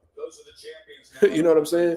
So the current lightweight world champions is Gervonta Davis, Shakur Stevenson, Keyshawn Davis, and Vasily Lomachenko. You know what I'm saying? Keyshawn just walked into a motherfucking room of smoke. You know what I mean? It ain't coming from Shakur Stevenson because they best friends and shit like that. But, you know, there's 2 other champions in the division that might just see Keyshawn. You know, it's up in the air with Vasily Lomachenko right now. He having back problems. You know, he talking about he don't want to box right now. He might retire. You know what I'm saying? So that may very easily be a strap that'll be taken from Lomachenko and, you know, be presented to the winner of Mortataya and Abdullah. And whoever ends up winning that may most likely run into Keyshawn Davis, you know, shortly afterwards. So, yeah. You know, Top Rank don't mind doing unification fights, especially if it's in-house. So, we'll see. West Philly Tour said, no, they're not fighting him, especially not Tank. Who you referring to, Tour? That's exactly what took the words right out of my mouth. I was thinking that Murtai is getting ready to fight some sort of eliminator, right? To be put himself in position. There's an opportunity if he wins. There's an opportunity. You see Tank fighting Key after Lamont? Ooh. Tank said, look, this is what Tank said, yo. Tank said that he was calling somebody out for the first time after the Lamont Roach fight. And when they was trying to get a hint, he didn't say a specific name, but they asked if he was a world champion, and he said no. And at the time, Keyshawn wasn't a world champion. So it's possible that Tank may call out Keyshawn. I got a question for you, Mark. If, let's say the fight was to happen, who do you think would be the favorite? Keyshawn or Tank Davis? Tank would be the favorite. Why do you think it would be the favorite? You know more about him, he's more established, he's been around a long time, he's a bigger star. And he is a great fighter. Well, from what you see with your eyes, I didn't think he was going to stop Berinchyk, to be honest with you, until I saw that first round and I saw that body shot. Really difficult. And he did. Keyshawn did tonight because he's going to Tim Bradley said he didn't think that Keyshawn was going to stop Berinchyk. Well, half of the motherfucking chat thought that Keyshawn was going to stop Berinchyk. Half the chat thought that. Come on, man. How half of the Mazuma Nation thought that Keyshawn was going to get the stoppage and you didn't, Tim? Stop playing, man. I thought he was going to get the stoppage. Come on, man.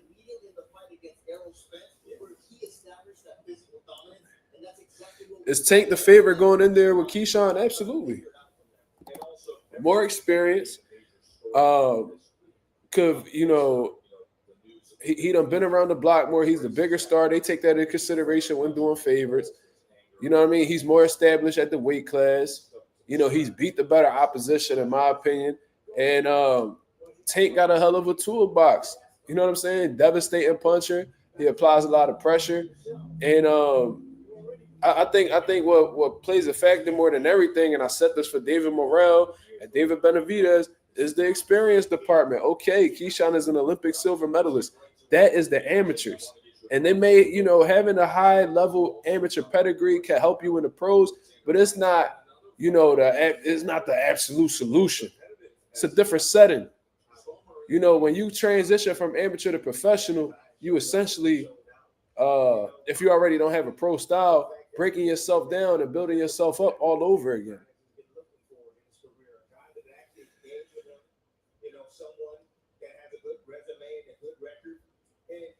You feel what I'm saying?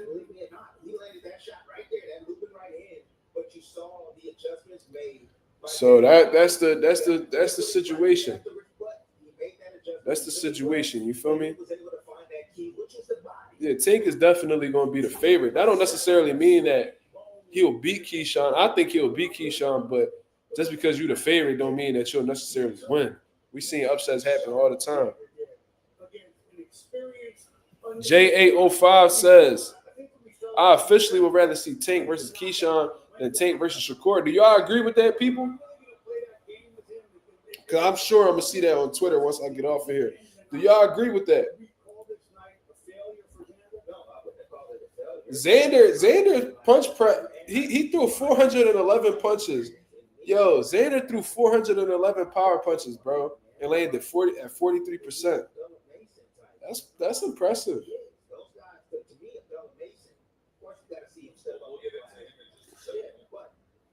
It's like you see something different, something different. I've seen guys that were faster than Xander. I've seen guys more skillful than Xander. I've seen guys put something different. But I'm just saying, I've seen that before, Mark. Excellent defense too. Look, I think it's decent. Well, that took away from this. The co-main in the main event was how these young men went to the body, and it's a lost art. And the way that Xander Zayas was so. I'm hearing them talking about Xander. 6 body shots over 9 rounds. That means that he was really banking on that from the jump. And then you see how Keyshawn finished it, and you can see how skilled both fighters are and how many different. Zayas outlanded Spomer 175 to 33 in power punches. God damn. Worked to the body, dedicated himself to doing it that way. And when you say pick your poison, we know he's got a great left hook. But then you go downstairs with it, and now you got something else to contend with. All right, you brought up the name of Bell Mason. I mean, just time after time, and yet again, here he is in present. Take your swing at Bell Mason. It doesn't all look different. The speed, the power, the accuracy. This was a tough guy. This guy's never been stopped before. Never been stopped before. Damn. And every time he hits someone, he gets their attention. And we talk about tanking that uppercut again. I'm going to talk about it again. Step back right there, catch him on the way in with that uppercut. Perfectly. Abdullah is shitty sharp, bro. Those type of punches, Shitty sharp. and he has mastered them, man. And I want to see him step up in class. I want to see what he can do when he's fighting against a real one. He always know how close an opponent is. He always catches his opponent at the end of his punch. That kid is sensational, man. Yeah, because later he's going to be too damn scared. Yeah, and when you look at just how He not even seasoned yet, bro. And Abdullah performing like that. That kid is phenomenal. He wasn't gunshot. He was just smarter, more efficient, but he still had killer instinct. And I think we talked about on the broadcast, Tim, those eyes that Abdullah Mason has. He's in control of every moment, and he's got so much confidence in his father and his brothers in the corner. It's just a different mentality with Abdullah Mason. Look, you had a theme of the night, body shots. I got another one for you. Theme of the night, and it's going off of Customado. What do you say? The strength of the what? The character of a fighter. How strong his character is what makes him a great fighter. If you look at all the young fighters, Xander Zayas, stays true to the game. He's not out there in the streets. Very disciplined. He breathes boxing. You look at Keyshawn now. Devoted faith. Now in God, son, he's on a straight narrow. He has never been able to put it together. His last 2 fights has been his best performance of his career. Think about that. With Keyshawn Davis. And now he has it all. And then we can talk about Abdullah Mason. You see his faith as well. At the forefront. His character, strong character, is producing these guys with the skills and everything that they bring into the ring. Fun night from Madison Square Garden. We got ourselves a new lightweight world champion. Keyshawn Davis. He did it in impressive fashion with that knockout victory against the previously undefeated Dennis Berinchyk, who came into this. Some good fights, y'all. And Some good fights. With the belt. That does it from here in New York. We will see you on March 29th. Michaela Mayer back in action.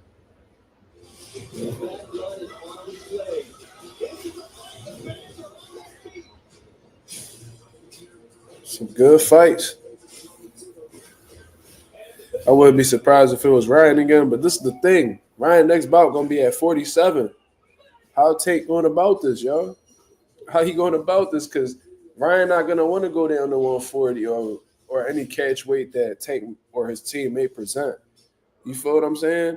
So Tank gonna go up to 47? He said he was too small for Devin at 135 and 140.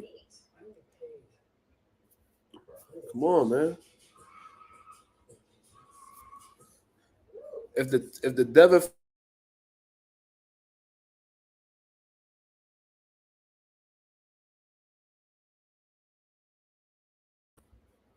if the Tank fight is out of reach, so should the fucking Ryan Garcia fight. If the Devin fight is too far away, so should the Ryan Garcia fight. Because guess what? They both gonna be fighting at 147.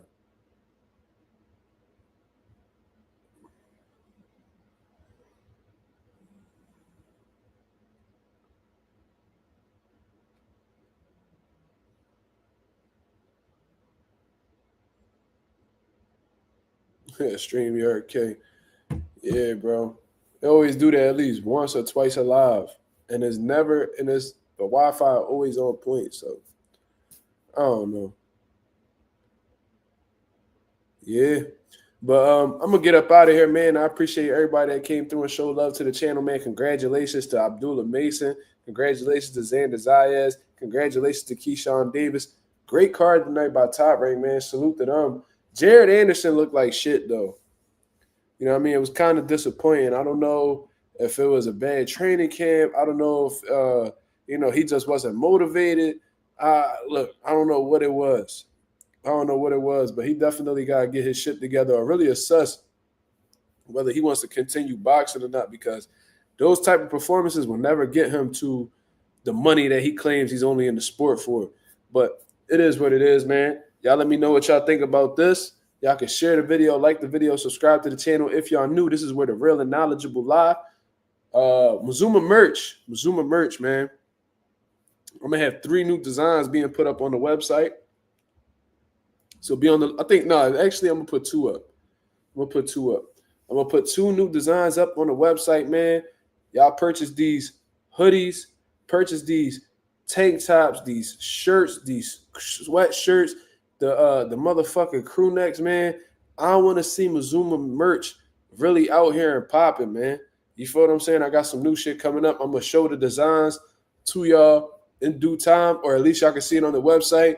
And just for y'all coming through and showing love, man, I'm going to put a promo code on the website for y'all to come through and get y'all merch at a discounted price. You know what I'm saying? If my boy Lorenzo in the building, we need that shit in Japan. If my what's my other brother? And my boy Ralph, on here, we need to see the shit in California. We need to see Mazuma merch all over the place. I also got motherfuckers at St. Croix, my boy Marky Dan, Ohio, my boy Mastermind. You know what I'm saying? Coffee Plant, West Philly. We need to see this shit all over the place. You feel what I'm saying? So we definitely going to get this shit popping. So be on the lookout for that. But until then, this is Mazuma TV. Thank you very much for tuning in. Y'all have a blessed, and Slime said in Puerto Rico too. Yeah, we definitely need it in Puerto Rico. And Marissa Alvarez out in Texas. You feel what I'm saying? We need it all over. So let's get it on and popping, man. But I'll get into more detail with that on the next live. Until then, y'all have a blessed, beautiful night. I'm out of here, man. Peace.